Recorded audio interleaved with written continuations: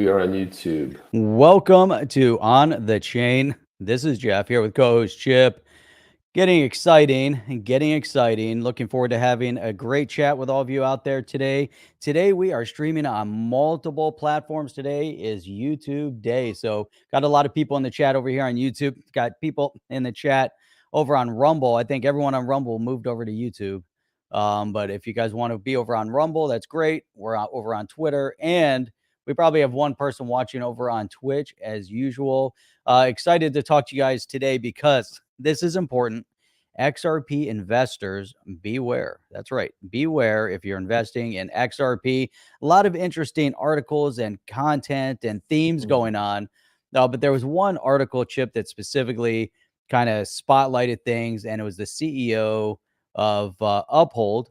And we want to get into that one. That was interesting. And then on the other side is the CEO of MoneyGram that has a really surprising take on the future of Ripple. So I want to get into it. They're like contrasting examples. And so is it good? Is it bad? I don't know, but that's what we're going to talk about today. Got a lot of other good content. Chip, if you're ready. I'm ready. Let's kick it off, Jeff. You ready to do this? Let's do it. Let's go. Let's go. Let's go. Welcome to On the Chain. All right. There we go, Jeff. Welcome. Back to normal Now, here. I'm seeing an issue over on Rumble here. Oh, there we go. Oh, Wow. there we go. That It's just a little delayed, I think. That was a huge delay. I was just like, it's like I noticed the delay is like a lot longer over there on Rumble. Oh You Rumblers, it just ready to started rumble. right now. I'm like, what in the world's going on? get ready to rumble, Everybody Jeff. bailed and they're over here now. Yeah. So interestingly enough, Jeff, one of the funniest things that I've seen this week. Well, there's a couple. I wouldn't say the funniest thing, but I wouldn't say let's not say the funniest thing, but I think one of the. It's funny in a sense. So you know the whole the Federal Reserve came out with this FedNow program. I think it was July, August, right? They released the FedNow program, and this is kind of what I just to give you an idea. This is what their logo looks like. There's the FedNow instant payments, 24/7 Federal Reserve. Yeah, it's a great thing, right? So well, here's the thing. It turns out that Bitcoin magazine started selling these FedNow shirts that look like this, with the FedNow with the eyeball watching you. So, right. So, kind of making fun of it. I'll just contrast the logos here so you can kind of see it. There's they replaced the O with the 24/7 payment thing with this ever-seeing eye. Kind of reminds you of the CBS logo. Remember the CBS logo has that like eye in the center. Kind of what I was. Yeah, that's kind of what I was seeing. There is the CBS logo. Well. That the Federal Reserve didn't take kindly to that, and so they are now threatening to sue Bitcoin Magazine. So the U.S. Federal Reserve threatened to sue Bitcoin Magazine, alleging apparel that parodies its FedNow system is not protected speech, but copyright infringement. This is a joke, Jeff. I mean, this is really pathetic. The dispute centers around the use of the FedNow service image and trademark in a line of merchandise sold by Bitcoin Magazine. Seeks to criticize the surveillance capabilities of the FedNow system and how it threatens American civil liberties. Yeah. Right. So, I mean, I don't have any questions yet. Sounds spot on to me. The Federal Reserve alleges that Bitcoin Magazine used the trademark without permission to mislead readers into believing a connection exists between the publication and the central bank. Now, Jeff. Yeah, that's why. This is like the most preposterous statement in the history of statements. Now, Bitcoin and the Federal Reserve have zero in common. They hate each other. Bitcoin hates the Fed hates Bitcoin. Bitcoin is a threat as a currency because people are moving from the USD, moving over to Bitcoin because obviously because of inflation and everything else, right? So every government agency has completely gone off the cliff. I mean, we're at a precipice right now where we've just got to rethink these government agencies, right? So the Fed Reserve, their biggest threat is Bitcoin. Bitcoin doesn't give a shit about the Federal Reserve. They misleading readers into believing a connection exists. Okay, that is such a. It's crazy is that I guess they haven't learned from the SEC's attack on Ripple and all the disparaging remarks that they made during that trial. And now we're seeing again, here comes the Federal Reserve. They're not learning their lessons, and so here again, I mean, what a crock, and so they're just going to throw everything at it. And so like, exactly. I mean, the fact that they think that Bitcoin Magazine is going to mislead the readers, and that readers are somehow going to believe that Bitcoin Magazine has anything to do whatsoever with Federal Reserve or the FedNow system. Obviously, it's a joke. It's so obvious. This is. Let's see their response, because it's got to be even better. This is a complete beatdown, Jeff. This is one of the greatest things I've ever seen. And this is one of the things the channel, if you ever watch On the Chain, if you guys are new to On the Chain, or you guys have been here for a long time, you know that we talk about decentralization equates to freedom, and decentralization is the biggest threat, not only to politicians, but also to the Federal Reserve. My take and Jeff's take is that the Federal Reserve is going away because it is a system of an instrument of debt, and it's a third-party system, and we got to borrow it. Why? We're a sovereign country. Why are we borrowing our currency and having to pay, what do you call it? It's almost like a bounty. We're paying like a bounty to have a currency. So in response to the allegations, Bitcoin Magazine has penned an open letter, and this is a good one. Dear Thaddeus Murphy, on behalf of the entire team at Bitcoin Magazine, I wanted to take the time to thank you for your thoughtful inquiry after having browsed our online store. Doing your Christmas shopping early. Love to see it.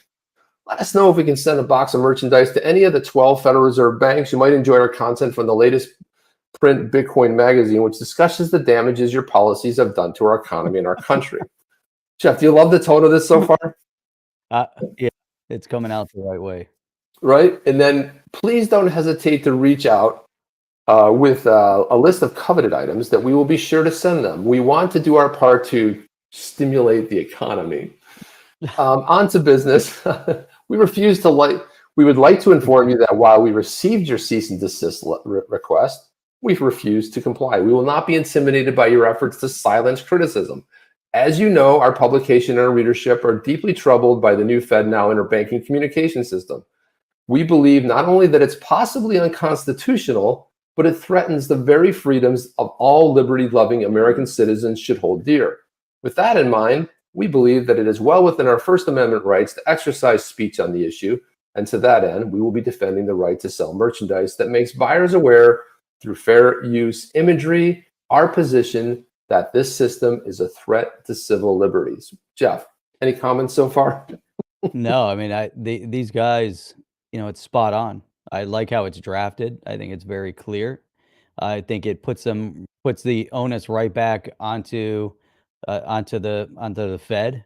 It's very clear where the position is, and it's amazing too, because it doesn't take much to just go into their Bitcoin Magazine and look article after article that criticizes the Federal Reserve and the whole purpose that Bitcoin came to being, and what their thought process is on central bank systems, and then also on what their thought process is on the Fed now. So the fact that it's more waste of tax dollars, because at the end of the day, that's where it's going to come from. Although, no one knows who owns the Federal Reserve, which is, problematic in and of itself. And so the question is, who then is, who's paying the bills over here?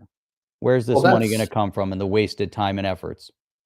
That's why Orange Man Bad is the greatest threat, not only to what's going on in the US, but when he takes down the Federal Reserve, we go to a sovereign currency. Guess what? It's going to be like dominoes falling across every other country. Every other central bank is going bye-bye. These people will fight tooth and nail. And when you speak out, Jeff, and especially if you're on the blue team and you speak out and you start making some noise about you don't know what to do with all these people showing up in New York, and you make a little bit too much noise, and you're not saying about closing the border. You just start, well, what happens? Well, the FBI, just like Chuck Schumer said, they've got, 30 ways to get back from Sunday to get back to you. Like he said that famous statement, whatever it is. They have 7 ways to get back at you. So the FBI launched an investigation into the campaign finance manager for Eric, or what's his name, Adams, the mayor of New York. They went after, they're going after him hard right now. Yeah, and the question is why. Well, he spoke out. He's been rattling the chain. What am I doing all this? We got a big budget, so their solution is don't close the border, send them someplace else so they can deal with them. So this is how this is how generally the blue team handles almost any problem, is that, you know what, kick the can down the road, give it to somebody else. Don't actually go to the source of the problem, put a Band-Aid on it. And this is why we have all this nonsense we have, because you give a little bit an inch, you take a mile, and that's where we are today with all this. I would go a step further with that. And I would state that the blue team actually create the problems that they try to offer fake solutions for, that they never solve. But yet on the campaign circuit, they always claim that they're going to solve the problem because they need something to campaign on, because really their solutions don't really, or their claim solutions don't really solve anything. And then, to your point, then it kicks the can down the road, and the rest the rest kind of filters in accordingly. Yeah, Matt LaRoche was saying that I think George Gammon and his constitutional lawyer have a lawsuit against the Fed, hopefully some subpoenas. But I want to get through the rest of this letter because it's a brilliant letter. I'd like to make a few direct comments on quotes present in your letter in order to best articulate what I'm sure to be considered a disappointing response. The Federal Reserve has extensively used and promoted the FedNow mark, has built up substantial goodwill, and blah, blah, blah, blah. So they say, well, that's an interesting point. So for starters, what goodwill has the Federal Reserve built up? This is great. Jeff, this is a great question. It's a very good question. We're going to be waiting. There's going to be crickets here, right? And have you seen the state of the working class today? Perhaps you've already forgotten how the Fed policy directly led to mismanaged bond portfolios in the regional banks across the country, such as Silicon Valley Bank, Signature, Silvergate, or First Republic. Perhaps you've already forgotten about the historic inflation rates seen throughout the U.S. since government-imposed lockdowns all but forced the Treasury's hand to stimulate the economy to the tune of trillions of dollars. There is no goodwill, Mr. Murphy, and certainly not substantial goodwill either. This is just freaking awesome. They go on to say the Federal Reserve recently learned that the Bitcoin magazine selling t-shirts, hats, and other wearables bearing the FedNow name, as shown in the screenshot below. Bitcoin magazine's use of FedNow mark in this manner is likely to cause confusion, mistakes, or deception. I mean, it's not going to be. These people are just. It's going to be confusing. Yeah, most people don't know what FedNow is. To These begin with, people that are buying it from Bitcoin Magazine know exactly why they're buying it. Exactly, to make fun of it, and they understand it's and mock FedNow. right, exactly. Consumers are likely to believe the gear is associated with, affiliated with, or endorsed by the Federal Reserve when no such association exists. So Bitcoin's response? This is false. Bitcoin Magazine is exercising its First Amendment rights to a social commentary and parody, and I'm sure you'll notice all-seeing eye that symbolizes the state of total financial surveillance that your agency is seeking to impose on the American financial system. We do not believe that anyone that is familiar with our editorial guidelines and general stance on the world would ever associate Bitcoin Magazine with the Federal Reserve. Solid point. We agree with your assertion that no association or relationship exists. And then they're mocking them even back. We agree that none exists here. We have no interest in causing confusion, mistakes, or deception.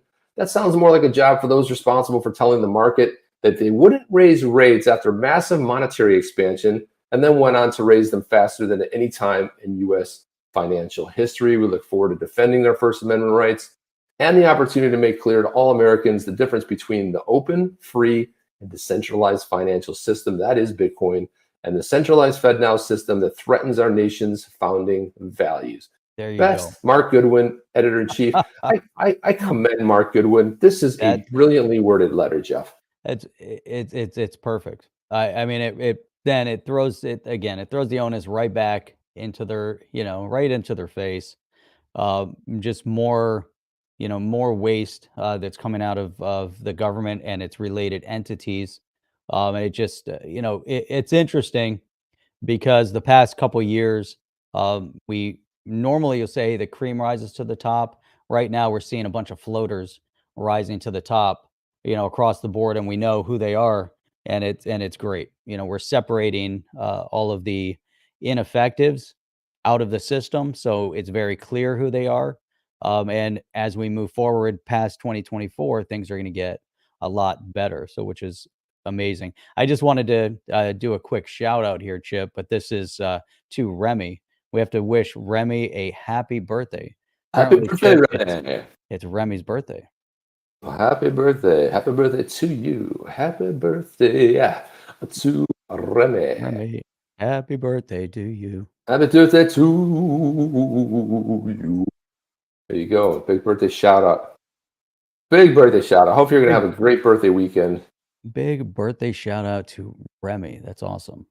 So Thomas Brennan is saying the Fed is a cabal due to corrupt politicians having not taken back the U.S. Treasury role. They're actually above the law. We should not be paying interest. No, that's exactly right. So you're paying. It's a bounty. It's like you're paying. We are paying the money. We're borrowing money. We don't have a sovereign country. We don't have a sovereign currency. We have a sovereign country, apparently. At least we're supposed to, I would think. But the funny part about it is, Jeff, this is why two previous times, and if you look at Orange Man Bad, he's walking right in the footsteps of Andrew Jackson. Andrew Jackson was president, and then Andrew Jackson had something taken away from him in the way of an election that was a scam election. And then what happened? He got the will of the people back on his side, came back and destroyed the second federal bank, the central bank. And he squeezed them out because back then they had a charter. He let the charter run out. He basically squeezed them and then got rid of it. So you want to see, and then so interestingly enough, Orange Man Bad Jeff had somebody's portrait in the Oval Office, none other than Andrew Jackson. So that's right. Might be some close symmetry over there. There's a lot of close symmetry over there. And so here, Thomas Brennan, first comment of the day, actually was all 25,600 plus people need to share this channel at least once a week. We should have at least 100,000 people over here. Right. And we should. And so that's a great point. And the other thing is we also stream on multiple channels. So what you'll notice is that Saturday morning we're here on YouTube and it's great. And we're really across all platforms today. We're over on Rumble and Twitter and YouTube and everything. And then Sundays and Wednesdays, you're going to find us over on Rumble. And so it's fun because we can just let go. There's a lot of things that we can dive a little bit deeper into while we're strictly over on Rumble. So give us, if you're new here on this channel on YouTube, make sure you hit the subscribe button. Make sure you're following us. At the same time, also go over to Rumble and check us out over there. I'm going to put in a direct link over to Rumble so you guys can check it out over there, and make sure you're following us over on Rumble at the same time. So we've been increasing our followership over on Rumble, and it's really awesome. It's exciting to see the growth of the channel over there. I know most of our listeners today that have been joining us on Rumble are over here today on YouTube, but I see we got a nice little group forming over there on Rumble right now, and we got some commentary. So make sure you guys are commenting, and then also hit the thumbs up over on Rumble. All you have to do is just hit that thumbs up button and you get a nice thumbs up. But all right, Chip, we got some other great stuff to go through. And I think the one you're about to pull up right now, this is going to be interesting because it looks like this is a video with the CEO of MoneyGram making some interesting statements. And someone else is saying that, and Crypto Eddie has been on fire where you do the side by side. Right, some of his statements. So yeah, Crypto Eddie put out, and so this is interesting because when MoneyGram was going through and was utilizing RippleNet, and they were utilizing the ODL, which was utilizing XRP and the whole, going through the XRPL, they were using the solution for FX conversion, right? So it wasn't just money movement, but they were saying how efficient it was back then. And they wrote a whole glowing article about the efficiency and how great it was. And so, that was the one takeaway. Then there was a lawsuit, and then all of a sudden MoneyGram's like, no, we're out. Right. And that's when they pulled out, when the SEC came after them. But now it looks like the CEO of MoneyGram's trying to speak a different tune and speak out of both sides of his mouth. Unlike the CEO of Uphold, and we're going to see that one, those guys came out swinging then, and they're still swinging today. So let's this is going to be great. Let's go. Yeah, so this is Alec Holmes, and this is so CryptoEddie did a great job of contrasting from, I think this is 2019 swell, and contrasting with a 2023 conference that Alex Holmes was recently at. But let's listen in. Obviously, we're doing a lot with ODL today, and also pushing into RippleNet as well in the coming weeks and months. The thing I love about ODL at the moment is that we're sort of completely in the forefront of this. As we go around and talk, I think there's a lot of skeptical people out there still, and you know, I'm here to say, I guess I was one of them, and now I am not. Do you think Ripple could make a comeback? There's a lot of FX volatility in that stuff. To be able. Let's just. So this statement is the dumbest statement you could possibly make. The funny part about it, and a transaction takes 3 to 4. Let's call it 5 seconds to from end to end. Mm-hmm. What kind of volatility of FX volatility do you have? And what he's talking about is the difference between, let's say, if you're sending from USD to the Mexican peso, right? So the Mexican peso is fluctuating. You could even go to the Indian rupee, which there's a lot more fluctuation. But how much fluctuation happens in 4 to 5 seconds? So what's he talking about here, Jeff? There's a lot of, and it's completely at the other side of his mouth. What he was just talking about, that it solves the FX issue. Yeah. So he's trying to explain, and I know Ted's life might not be 100% on board with the whole XRP thing, but he's making a great statement there, because that's exactly what the CEO is saying. And he's trying to single out XRP. He's trying to single out the XRPL, but he's also trying to single out that Ripple is inefficient. And he's trying to show these inefficiencies. And you're right. If something moves in 4 seconds, there's little room for error and fluctuation of that asset. One of the things, and I'll get into it, is that there's multiple phases. But the thing is, those multiple phases are automated behind the scenes. So you're not necessarily having to do it if you're using the RippleNet solution. It's happening behind the scenes. So it doesn't matter what happens during that FX transaction. If they're because they are going through an exchange intermediary that's allowing that to happen. So, so there's a lot of confusion in what he's saying. So it's interesting that he's coming out now and bashing it. The other thing, Jib, you brought up a solid point, which is if you go straight from USD to another currency and you have to go through that transaction of settlement, and we know that settlement can take 2 to 3 days, if not longer. It can take up to 5 days on full settlement, because they're going through, sometimes they're using a third party to do an FX conversion transaction when you're moving money. Sometimes they have the Nostra Vostra accounts, but there's still transactional things happening in that FX conversion. And there's volatility. And I know that firsthand, experienced it firsthand. And you brought up the rupee, which I think is great, where business transactions have been stopped mid-transaction because of the delay in the conversion process, or a transaction was stopped because of the fluctuation in currency, where it becomes unfavorable to the buying party to buy what you're selling, mainly because it's now way too expensive for them because of the fluctuation in currency, because their sale price stays fixed, but their buying cost goes up significantly because of fluctuation in currency. And most currencies that we see, the renminbi, the rupee, you go around the world and you'll see how unstable those currencies lira, it's like, right, it's massive fluctuation in valuation. And so that impacts trade, or at least cost of trade.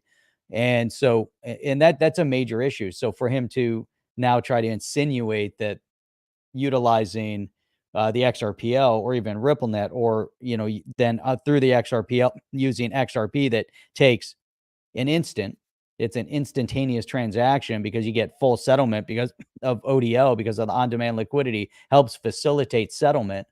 Where's the issue? What is he even referencing at this point? And why was he so pro, in favor of it a couple of years ago? Now that he's not part of it, now all of a sudden he's bitter. Well, Jeff, let's remind people too that when this partnership happened in 2019, Ripple invested $30 million in MoneyGram, and they did it by sending them XRP, and that was communicated to the SEC that this is how the investment was going to be made. And what happened what MoneyGram eventually do? they originally flipped that for USD, right? So they went ahead and sold it out. And so basically $30 million investment. It was supposed to be a two-year deal. And then in 2021 is when they ended the partnership, obviously because of the SEC lawsuit. And then where did they go to? They went to Stellar. So they're using XLM. I mean, so where's the big difference here? Like, so where is all this coming from? The fact is, it's not like he left blockchain, right? And if you think about what their fees are, I mean, the fees they could charge because there's just so, it's like fraction of a penny to do these transactions. I mean, I don't see where the loss is. So moving over to XLM, where you're going to get some, where, more consumer grade type, but it's a very similar type of a scenario where it settles in 3 to 5 seconds. So what is it? Everything he's talking about here, he's criticizing with Ripple and XRP.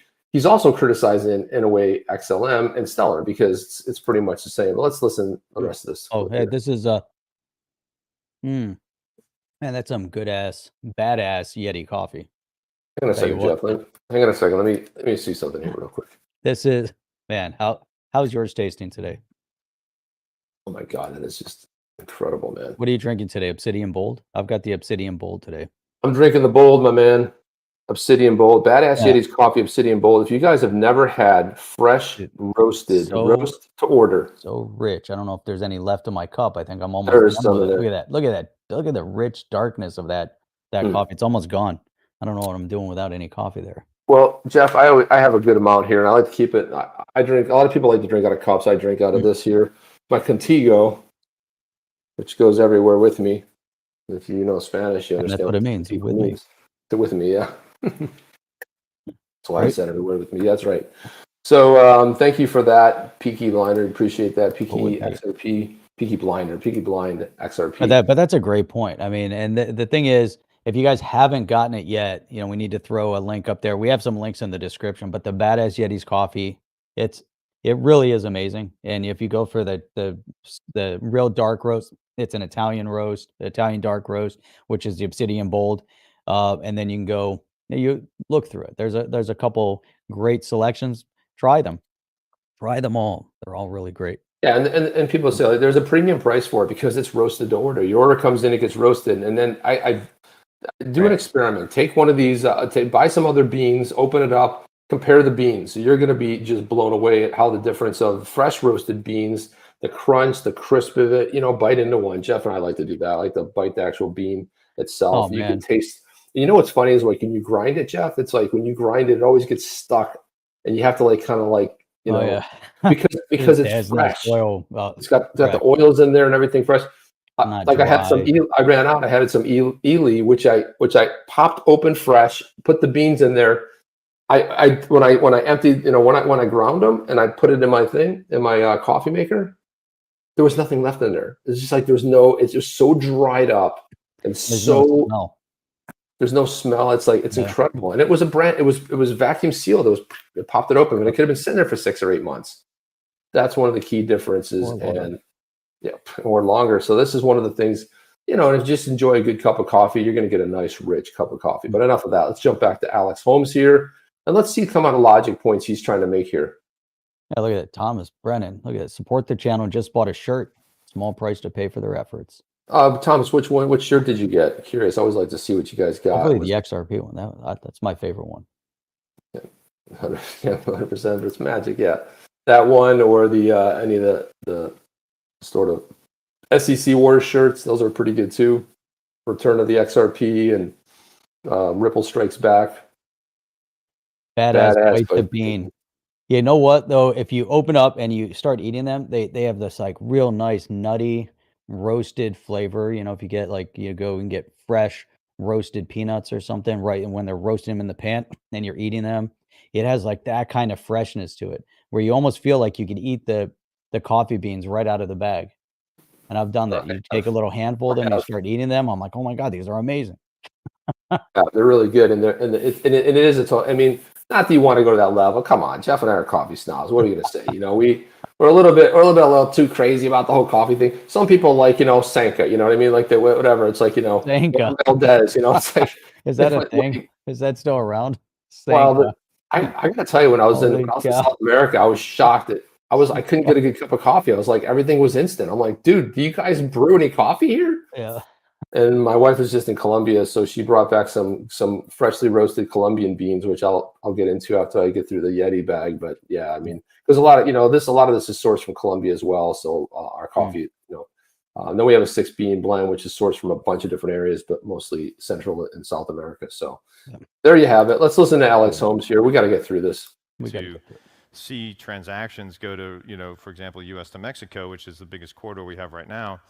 We're moving, $350 transfers to Mexico literally, every second, sub-seconds. We're moving just and settling, billions of dollars. And That's probably the single biggest challenge that we had, using that was we were trying to look at cross-border use cases, and you go from, US dollar to a peso like we do today. You got to buy pesos. You have to play pesos into the market. There's an FX cost to that. Well, you think when you go into the... Why do you have to buy pesos and put them into the market? That sounds like funding to me, Jeff. Yeah. Why do you have to buy pesos when the XRPL, when the DAX on the XRPL does that for you? That's what on-demand liquidity with now returned Ripple payments does. I mean, Ripple payments does, right? So what is he talking about? You have to, he's talking about pre-funding. You have to buy those and put them in the market. Why? There's your effects problem right there. Yeah, he's kind of as a side note, because he talks about how these $350 payments moving over to Mexico are so prevalent. And this might shock some people, maybe not, but a significant percentage of the Mexican economy is based on these transfer payments coming into Mexico from the US, which is astonishing because you don't see that in many other countries. But in 2022, remittance from the U.S. to Mexico reached a record $55.9 billion, accounting for 95% of Mexico's total $58.5 billion in remittance, transfers over there. So what's amazing is that over the past decade, right? So let's say here you have, I'm just trying to find the number here. As a percentage of Mexico's GDP, remittance as a percentage of Mexico's GDP have almost doubled over the past decade, growing from 2% of their GDP in 2010, right, to 3.8% in 2020. And by 2021, it was 4%. Now it's actually in excess of 4%. Now in 2022, remittance payments, those $350 transfers, those small transfers from the U.S. down into Mexico, last year, 2022, 4.5% of their entire GDP. That's a massive number. That's a massive number that their GDP relies on this money movement. And you have to really consider the why. Mexico, and Mexico's an amazing place. If you go down into Mexico, to Mexico City, you go to some of these areas, there's a lot of wealth over there. There's a large middle class over there, but there's a lot of poverty in Mexico as well. And when I was there working, and the things that I learned while I was there, it was really interesting to find out that, the government kind of ignores a certain subset of the population, and they don't want to support them. The way they treat some of the indigenous people from that area is atrocious. But they're relying on they rely on these remittance payments, and that's why they kind of promote it. They fix-selled it. There's marketing around it. The things that were told to me while I was down there was it's pretty shocking. But that's a big number, and so that's where it's a side note to what we're learning about from MoneyGram. Yeah, it's all connected though. Yeah, and I'm trying to get this whole thing down with MoneyGram while they're speaking out of both sides of their mouth over the past couple of years. Crypto world, so you could amazing eliminate when they used it, and not so great now. The FX cost to that.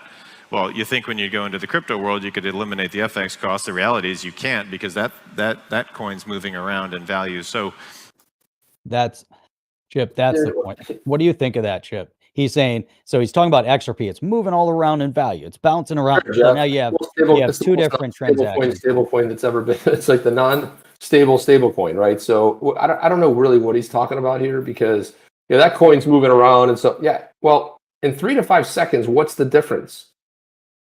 Yeah, this is where I'm missing this whole point here. I'm like, I mean, were they seeing this on at scale? I mean, also the transaction cost is so damn low that I would think that that would accommodate almost any sort of, if there were any effects, issues in there, but who knows? I don't know. You know, for us, I think getting U.S. to Mexico up, I think we're pushing almost today about 10% of our volume that we normally do to Mexico through the ODL platform. It's working extremely well. We've now opened into 4 new corridors that we're beginning to scale, and I think that those will continue to ramp in the coming weeks and months. And you know, at the end of the day, pairing off our transaction flows with the currency flows really gives a lot of efficiency and scale to what we do. You know, It didn't really solve for anything, and actually it added a third element, because now you're going a dollar to a currency to another currency. So now you're doing like 2 foreign exchange trades instead of 1. literally having that on-demand liquidity, so knowing how many pesos I moved, what time of day, what the peso rate was, and then be able to actually buy your pesos at that same time, land them in Mexico for the purposes of settling, is really pretty phenomenal. It's pretty amazing. So it didn't really make a lot of sense to me. So, you know, I won't comment on, you know, what else they're doing or where they're going to go, because, you know, it's a lovely company, I guess. Yeah. It's a lovely company, I guess, he says at the end. It's like he won't comment on it. Dude, you just commented for how long? And the opening question was like, do you think Ripple is going to rebound? Yeah. It's a dumb question for starters, but his answer should have been like, oh, yeah, I wish Ripple all the best. But he started bad-mouthing them. I mean, you're using Stellar. I mean, you're over at Stellar XLM. I mean, there's not much of a departure. I don't know. This whole thing is kind of weird. It's like when they were investing $30 million in your company, everything was great and fun, but you know, now you're bad mouthing them. It's just it's a weird take, Jeff, I think, personally. Yeah. You know, and that's, you know, that's the issue. Jesus. You know, so Crypto Eddie, which she tweeted out though, she said CEO at MoneyGram, which is it, Alex? And then she hashtagged the XRP community. Like, yeah, which is it? Which is it? You know, what did it work or didn't it work? You can't have both sides of it. The fact that they're working over on the Stellar platform, and maybe, you know, for them, maybe Stellar, the Stellar Foundation and whatever they're building with Stellar works better for them because they're doing small dollar amount transfers. Because, you know, I don't know. You know, I always looked at it that the XRPL and XRP was really geared up towards moving large volume transactions. And I think RippleNet, you know, its formation was to move large volume transaction. Not to say that it can't be used for what MoneyGram is using it for.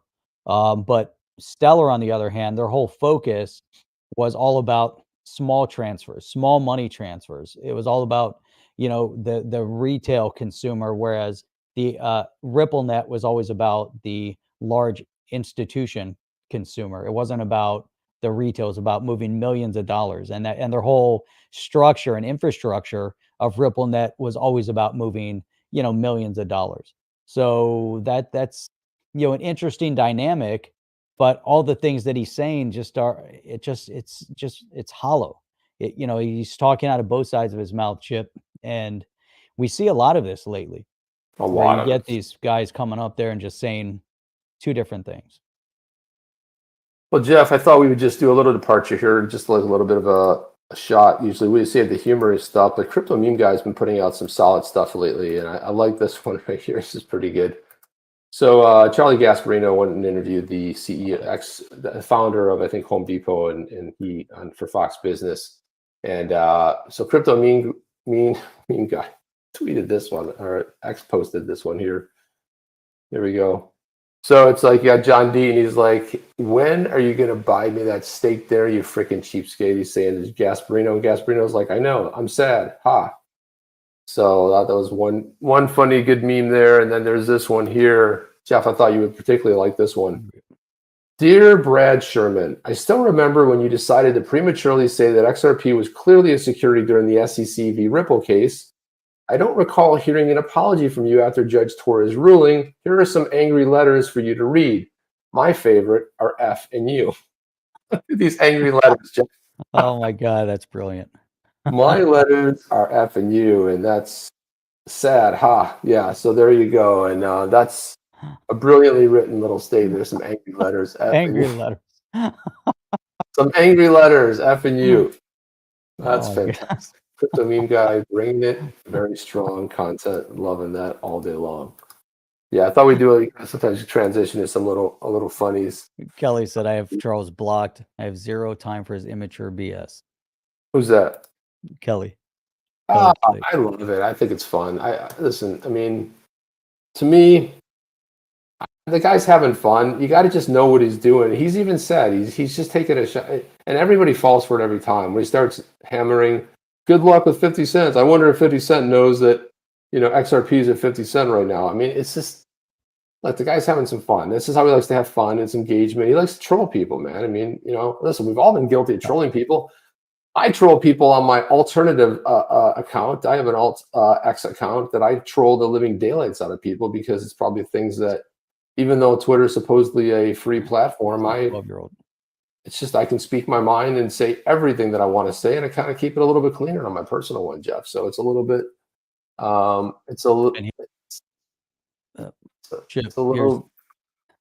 Jim D.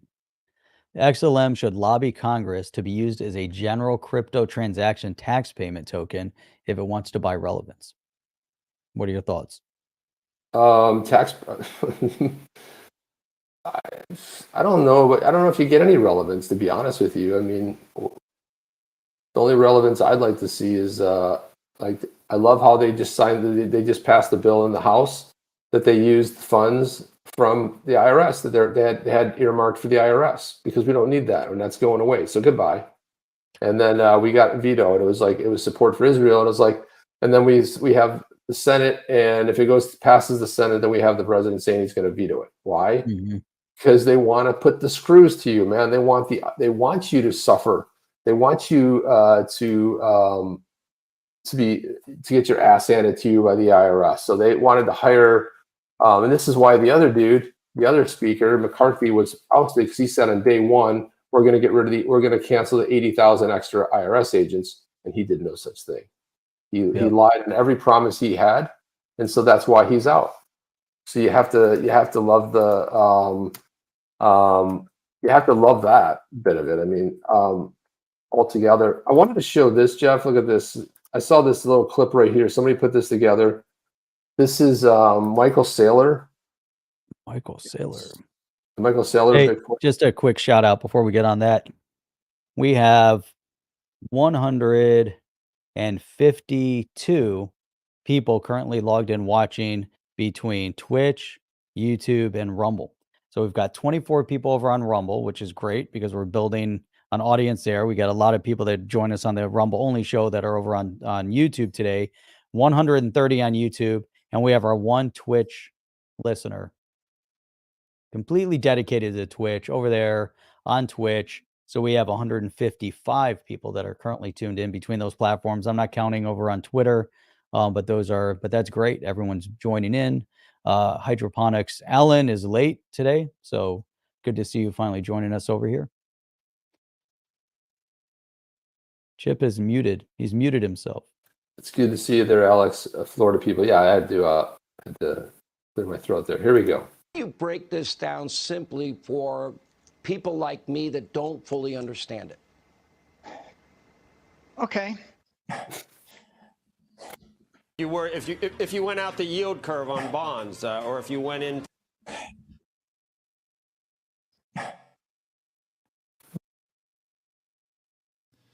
Sure. Is constantly growing. It's happening as all of these new companies, So let's just start at the beginning, if you don't mind, explaining what is it? Sure.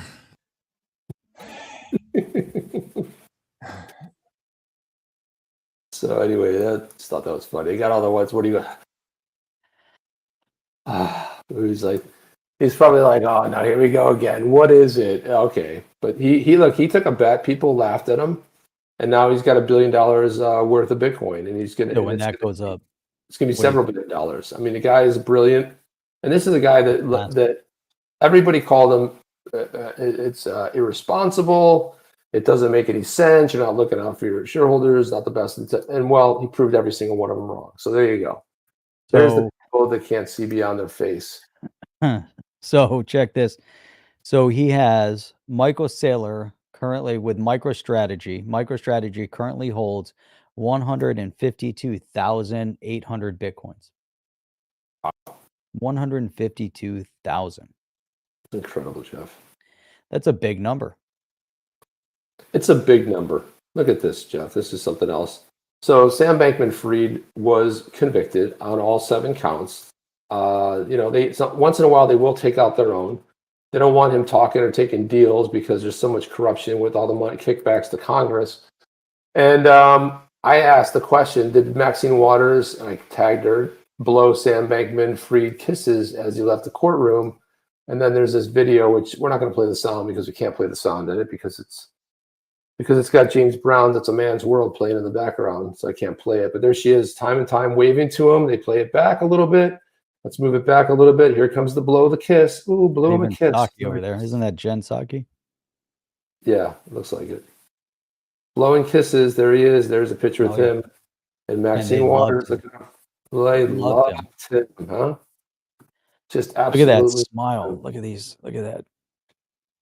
And then, it's James Brown. This is a man's world playing in the background. And, Jeff, sometimes people just, they don't connect it. So this is what somebody said. That was a long time ago. As if somehow I, who is on a podcast with my pal Jeff, has never seen this clip before and somehow popped up, and I'm like one of these clickbaiters over there on X that just randomly post stuff as if it's current news. And I'm like, yeah, a 2022 congressional hearing to be exact. You ever heard of humor? Because that's what it was. You got to sometimes point this out, right? Let's see what we got here. Goodness. Yeah, it was December. Oh, so 2021. Thank you. Corrected me. Whatever. Yep, sure did. So what? That was 2 years ago, but that's relevant. Crypto Advisors says, love to see the joke going over the head of a lot of people with their comments. This is old footage. On a serious note, Maxine Waters isn't fit for any kind of public office. And then Papa Bear says, yes, she did. There were some other good ones. There's another one in here somewhere. Congressional hearing. Familiar with the source yet, but was meant to be funny. That was a congressional hearing in 2022. Oh, really? Oh, is that? You didn't know? You didn't know that, Chip, when you posted it? Oh, You didn't know that was old? Is that how it works? That's what I have to say, Jeff. Me and my buddy have this thing where when somebody says something really stupid, like this, so obvious, like state the obvious, you're like, oh, is that how it works? Really? You have to just say that. Oh, thanks for enlightening me. Looks like it. Looks like it. I think you sent a big check with stolen money. So anyway, Jeff, there's just so much. Somebody Steve Walker is saying that. Talking to Jim D over there, that Elon is a gatekeeper without a doubt. Government contract says so. SBF is a scapegoat, soon to be Epstein.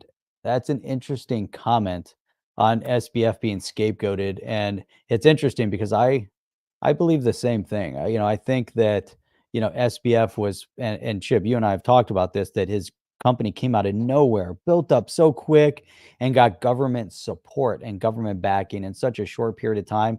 Massive amounts of money flowed into that company. Massive amounts of money flowed into that company from Ukraine that ended up into the hands of politicians. And you have to question who propped him up. How did he get there? And you look at that individual. I don't think that he had the capability to do everything they said that he did. I think there were other players at work.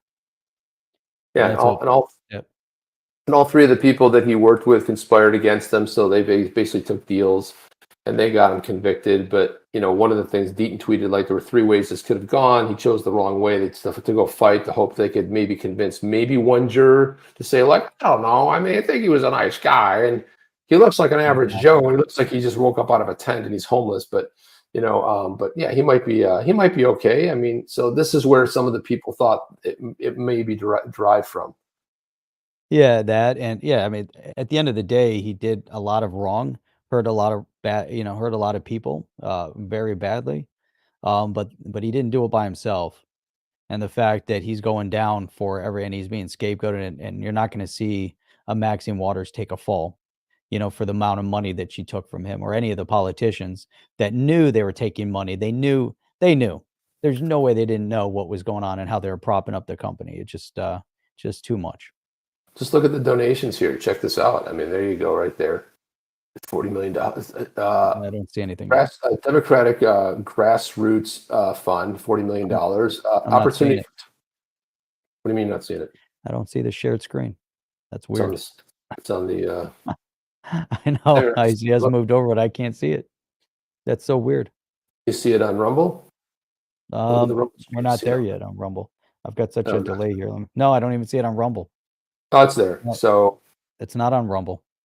Well, I'm looking at the shared screen right now. You guys see the shared screen, correct? No, see this? It's not on Rumble. No, it's not being shared. It's being shared right now. It's on. I see it on the screen. I know, but nobody else does. You don't see it on there? I don't see it, and it's not showing on Rumble. So that means it's not being shown. I just shared it again. I see it right now. I don't see it. Try to unshare it. I think there's a glitch.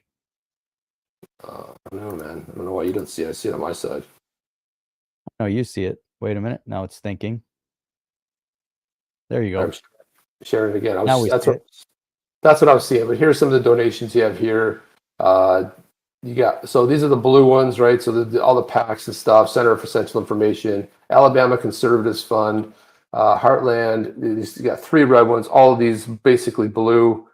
Now, one of the things that they could have done a better job in, look at here. So look at these are the donations to candidates attached PACs. So the Political Action Committee is a PAC, and that's what basically works on behalf of a candidate. It's like a third party type of thing. It's supposed to be anyway. So look at this, Debbie Stabenow, Susan Collins. Now they donated a crap ton of money to Susan Collins, who is always basically siding with the Dems, right? So she's a rhino. I'll look in the name of. So of course you're going to back her. You want it because remember there was a chance she might not have gotten reelected. Remember that? Mm-hmm. So there you go. Alex Padilla. Look at all these. So look, all of them. Hakeem Jeffries. Yep. Margaret Wood, right? Gillibrand. I mean, look at them all. There they are. Joe Manchin, which is surprising. He once in a while will have a moment of clarity. It's very infrequent, but he will once in a while have a moment where he'll pretend like I'm into guns and I'm like, we got to defend that, and then he'll roll over. I mean, he's in a state where coal miners, he's going to be very careful that they'll roll over on him pretty soon. Of course, Lisa Murkowski, shocker, another rhino.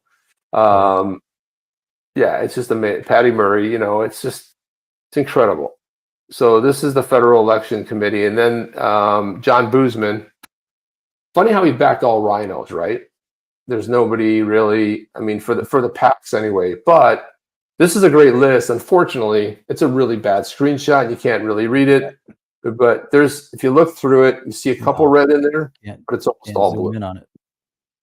You can zoom in, but it's just a shitty screenshot. So unfortunately.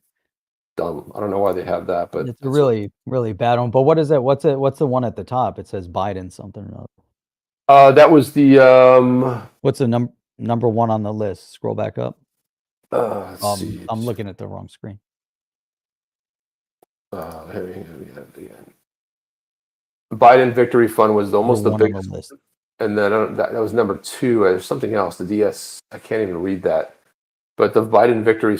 Yeah, and these are fund. There it is. Yep. That's crazy. Then there's 2 red funds, but I don't know really. I don't know what the Heartland Resurgence is. Collins for senator. Yeah, there you go. It all makes sense. And then this guy had makes sense. This guy had a great comment here. He said, but he goes, but they donated to both sides, and you look at it, it's all freaking blue. Yeah, both sides, including the couple rhinos exist. Right? So it's like, but they donated to both sides, and this is a much better list here. Let's see this one here. This one seems to be a little bit better. See if we can see this one. Yeah, that's the DSCC. Then how did this guy have a better? I got the better one. Yeah, Heartland Resurgence. So there's the rhinos running for re-election right there. The NRCC, that's the National Republican. And then you've got all of these. Look at this. Look at Stabenow. This is incredible. Collins, they gave her a crap ton of money. Gillibrand, the Arizona Democratic Party, the Texas Democrat Party. I mean, all the Democrat parties in almost all the states. So the money was going over to Ukraine. Then the money was being kicked back over to FTX, and then the money was being laundered back. This is what you call money laundering.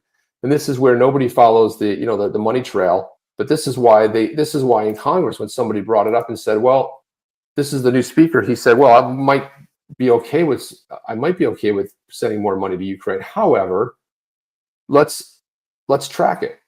Nobody's open to tracking it because the money's falling into people's pockets, right? It's ultimately going to make its money back into, and for some reason, we are funding Ukraine's their entire government, all the government workers, their pension plan, everything. We're funding that, but we can't even help our veterans on this side who have been through hell and back, have been through, you know, PTSD and all this other stuff, and our vets can't get the kind of help they need, and they're suffering. But we can go fund, you know, another government people and pensions. It's just ludicrous, Jeff. We're living in a crazy time. There's this one here. Really crazy time. So mad we don't have enough Where time. they donated. I can't figure it out. John Dean put this out here. He commented on, he said, there's a very strong argument that the SEC simply did not exist and had been replaced with literally nothing. Far less consumers would have been harmed in crypto. And this is Austin Campbell wrote this. And then Dean was saying to read this post. It's a pretty long post, but man, it's a good one. Today, the SEC appears to have continued their ongoing crusade to protect terrorist funding and large bank monopolies at the expense of the American consumer, innocent civilians, and war zones and technology that was created after the year 1940. I want to be clear, I'm not anti-regulator in saying this, quite the opposite, actually, but I have a lot of respect for the work of the Federal Reserve, and I don't. But anyway, let's skip that. Are they perfect? No, nobody is. He goes on to say that lack of understanding, paranoia. Then there's the SEC. To recap the history of the SEC, somehow managed to sue Ripple and Coinbase, then sends Wells notices to people like Paxos on products already regulated by a banking regulator, and the destroyed library, one of the few functioning crypto projects from the early boom that wasn't defrauding anyone, and then they explicitly shut down Stoner Cats. And then do you notice that what's not on the list? FTX, Celsius, Terraform Labs, Hex, SafeMoon. Well, SafeMoon's on the list now. They just got busted, but list goes on. So basically, if you were an actual scam or a criminal activity, you were 100% safe from the SEC, and they were, in fact, going to go out of their way to assist you in attempting to cripple your legitimate competitors instead. This is a very strong argument that the SEC didn't exist with that quote I just read. This brings me to today. We find the SEC, in response to all the concerns being raised about terrorism financing and still ongoing issues, Justin Sun affiliated projects like TUSD, USDD, and Tron, and the increasing offshoring of KYC AML data due to projects leaving the United States, the SEC has decided to attempt to intimidate and investigate PayPal. They've lost their way, Jeff. They've lost the plot in a big way. Thoughts? Can't make this shit up, he goes on to say. It's just, they sued PayPal because they're going after PayPal. They're going after PayPal now. It's, you know, I mean, it's expected because of everything that's going on right now. They're in a fight for their life. They're trying to control the narrative. They're trying to maintain control over all the power, and they're going to lose. You know, they're losing right now, and they don't like that narrative of losing. They don't want to lose. They don't want to lose, but I feel like they're going to. But they're losing. Have they won it? Right. They're well. You got the biggest loser on the face of the planet. That's you know, Gary Gensler. So I wanted to. This was a clip that we teased in it early. We got to get to it. PayPal is stupid, so let's be real. That's right. Stupid. Really stupid. Let's be real about that. Okay, yeah. Let's put this one up. This is. I think this is really important, Chip. You know, it's great. They've actually brought. They brought that back. They did bring it back. I was watching it I was watching some of the clips the other day, and so how they in the next season they aged Beavis and Butthead. Beavis and Butthead. And they're as dumb as ever. It's just I love that kind of stuff. I love how they've resurrected Beavis and Butthead. Beavis and Butthead were the quintessential show to watch back in the 90s. How amazing was it? And Beavis and Butthead was like it was awesome. Best. So we have Ray Fuentes. All right. So let's from put Link to do an interview with the CEO of Uphold here. Let me if you hear the sound because I'm sharing it from the browser. Nope, no sound. How about this? Let's try now. Let me know if you don't hear it. Ripple and XRP at the time of litigation Why were you? It's a little Why bit were you low. not scared away Yeah, from nothing I can do about supporting that. XRP when others? This is what happens when people that aren't very smart cannot pull a clip and check the audio volume on it. I hate to tell you, but they just post stuff that's crappy volume and they're like, oh, yeah, you know, it's incredible. Whatever. Would no longer support at that time. Then we have to try to up it. It's a great question. I'm going to give you a detailed answer. Thank you, sir. I was brought into Uphold, and the first project I worked on was acquiring a broker-dealer and getting getting what's called a continuing membership application for the broker-dealer we were intending to buy. By happenstance, the lawyer who advised us on that was a guy called Mike Zupone at Paul Hastings. Mike Zupone is a former head of office at the SEC. And when the SEC launched their action against Ripple, which from memory, I think it was December 2020, you know, A, we were horrified, and B, we were lucky because we had Mike Zupone on hand, and we basically said, Mike, you know, what's your view on this? And his advice to us was the SEC may have made a complaint, but that as a matter of US law, it had not been adjudicated upon. And so we took the view that the right thing to do was to continue to support XRP until the courts had adjudicated upon it. Because until that moment, as a matter of law, XRP was not a security. And that stance was actually vindicated. And I seem to recall that, you know, there was a long sort of 2-year period. And at some point, the SEC came under a lot of criticism because all of the US exchanges had delisted XRP and effectively caused detriment to US consumers. And the SEC said when they were attacked for this, we never asked the exchanges to delist XRP. And so that also vindicated our position at the time and gave us comfort. So that's the reason we're very proud and feel vindicated that we did support it for those 2-year period, for that 2-year period.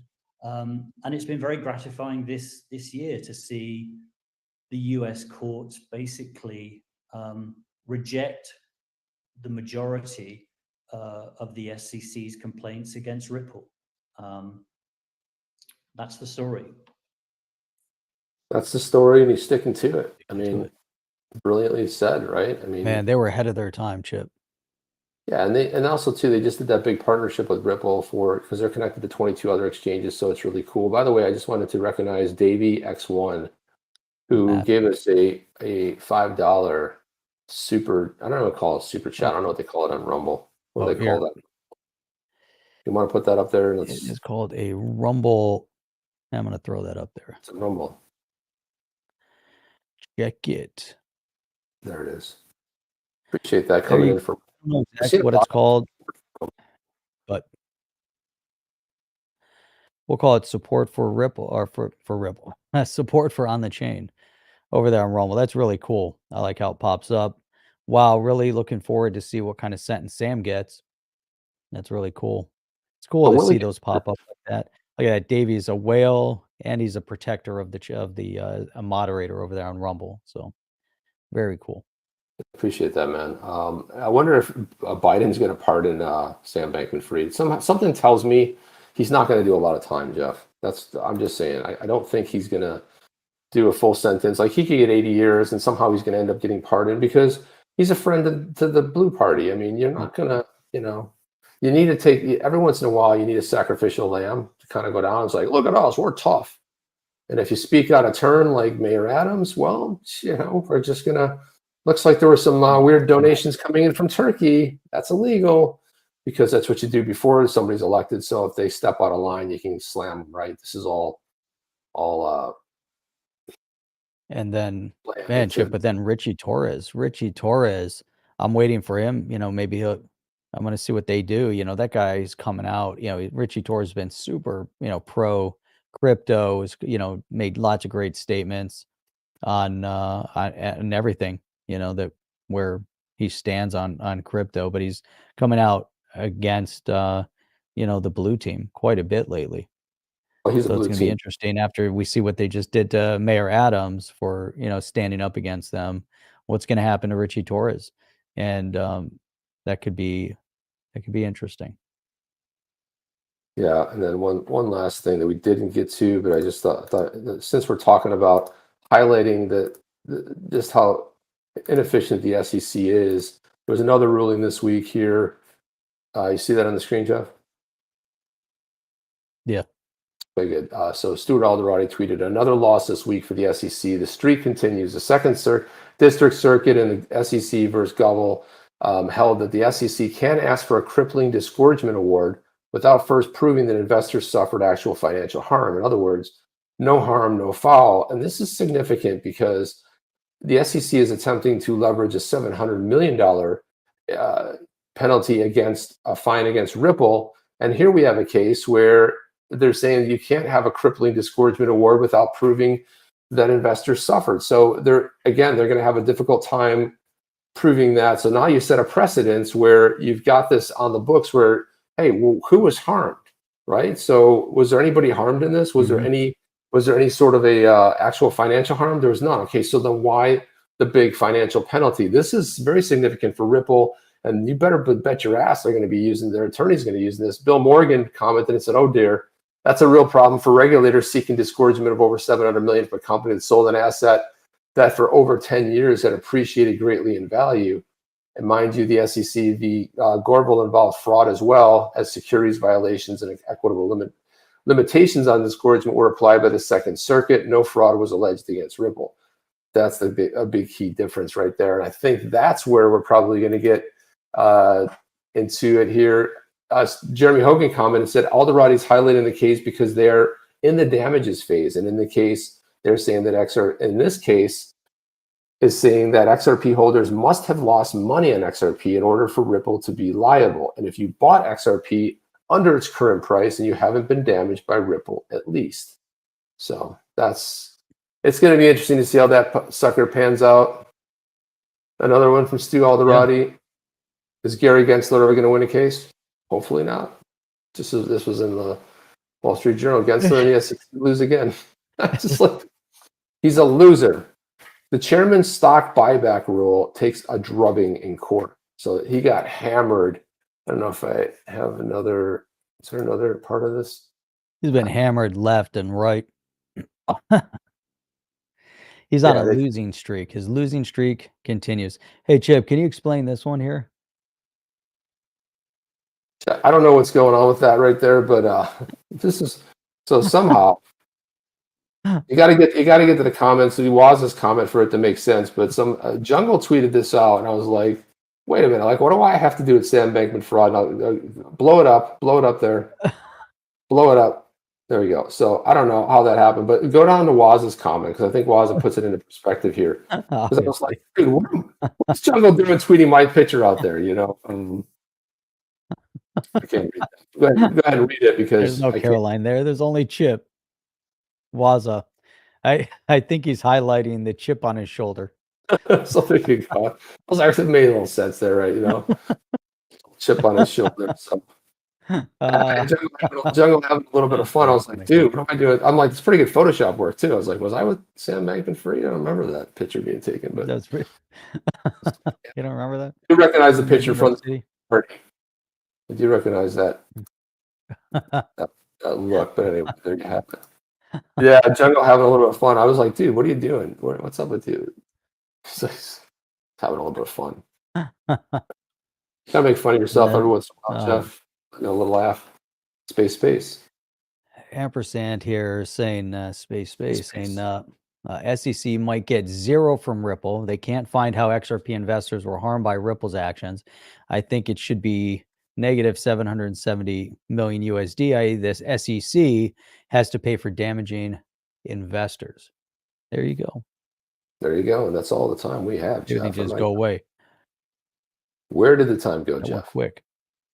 Super quick, as always. But love to have you guys with us. The best people in all of decentralized Space, unfortunately, we are on a platform that is not Space. decentralized. Space. YouTube. We'll be back tomorrow night on Rumble. All that guys. good stuff. Where are we going to be? Where are we going to be? Be on Rumble tomorrow. Rumble tomorrow. 8 p.m. Eastern Standard Time. Rumblers, Rumble. Join us tomorrow night exclusively over on Rumble. 8 p.m. Eastern Standard Time. Look forward to seeing you guys over there. It'll be awesome. 8 p.m. Eastern Standard Time. And then don't forget, the times change, right? So tomorrow morning when you wake up, the time will be different than it was. That already? Is that happening now? Time fluctuation. The clocks are going back. Oh God! Going backwards. We're so going back in time. I don't know. That good, bad. I don't know. But make sure you account for that for all those people that are in like Australia or in Europe or wherever you might be as you tune in, because your clocks probably change too. So probably doesn't matter. UK is later. Can't wait. It's gonna be good. We'll see you guys over there tomorrow, guys. That's all. That's it. Chip and Jeff out. See you guys on the next one. Are you down with OTC? Please like, subscribe, and click the bell to be notified when the next video drops.